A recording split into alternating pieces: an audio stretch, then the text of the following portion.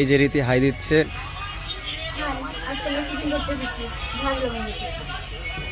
কি লবঙ্গতে? ঝাঁজ লবঙ্গ। এখানে কি শুটিং আছে তোমাদের? মানে পার্কের বলতে রেস্টুরেন্ট এরকম।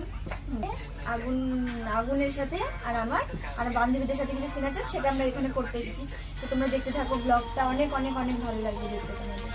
আজকে যে সিনটা হবে এটা তো মানে ফাইটিং সিন, তাই না? হ্যাঁ, অ্যাকশন।